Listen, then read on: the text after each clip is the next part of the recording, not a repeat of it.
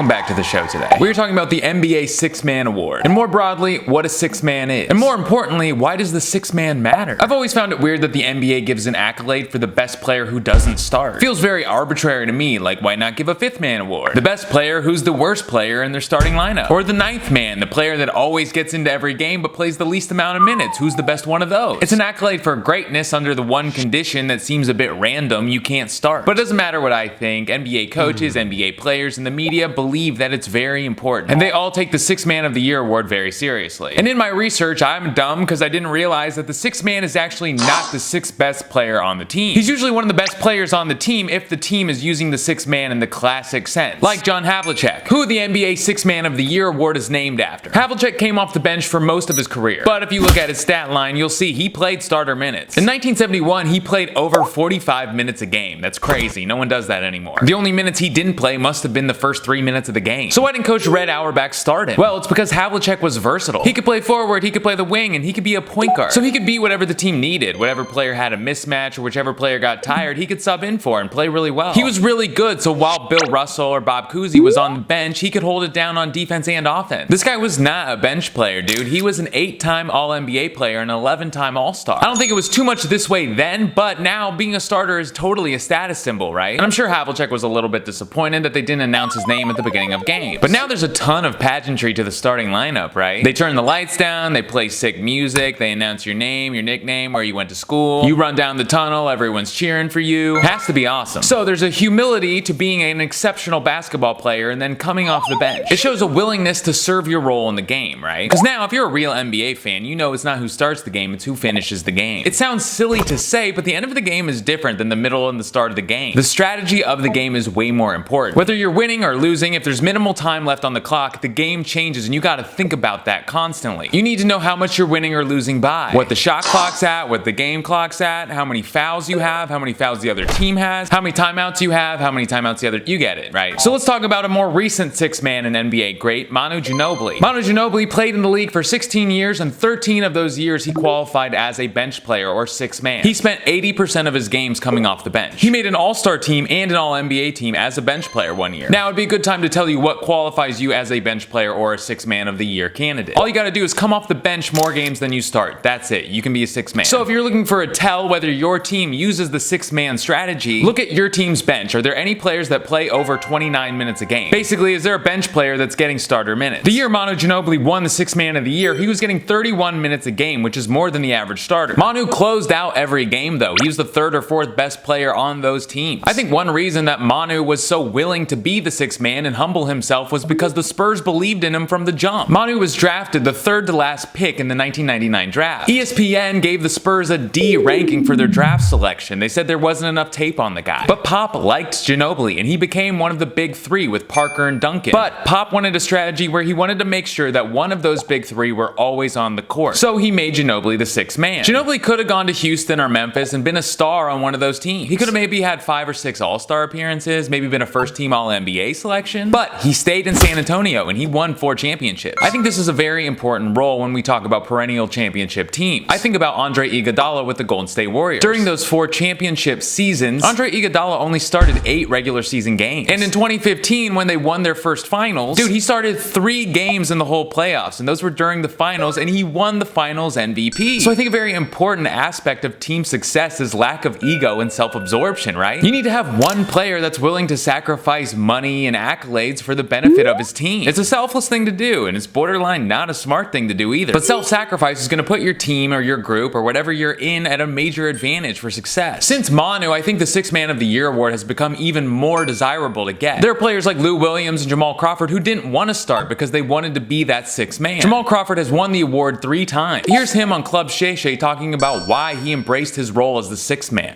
To be honest with you, I got to a point in my career that I was tired of losing. You know, I was at year 10. I'd average, I think, 20 points accumulatively for 3 straight years. And I didn't want to be that guy who was a good player on bad teams. Yeah, he's a good player, but he's just putting up numbers on bad teams. I didn't want to be that guy. I've always won ever since I was a kid. I won when I was in high school, won a championship, won in college.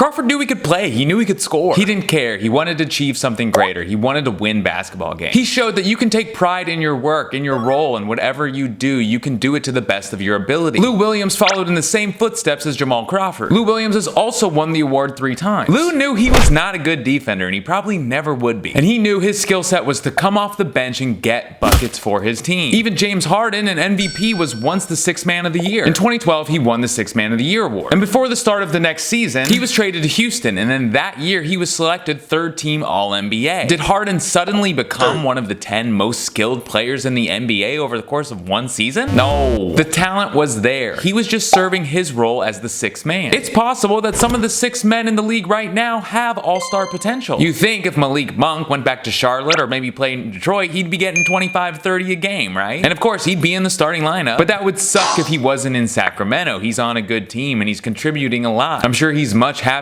being on a good team as the 6th man than he would as an all-star in Detroit. No disrespect to Detroit. I think if you're a smart NBA player, you don't want to be an empty calories guy. You don't want to be a good stats, bad team guy. You want to do something great. You want to win. You want to be a part of something. All right, thanks for being here. Let me know what 6th man. Who's your favorite 6th man? Tell me. I'll talk. I always reply to everything. Like, dislike the video if you hated it. Be good to your mothers. Eat a corn dog.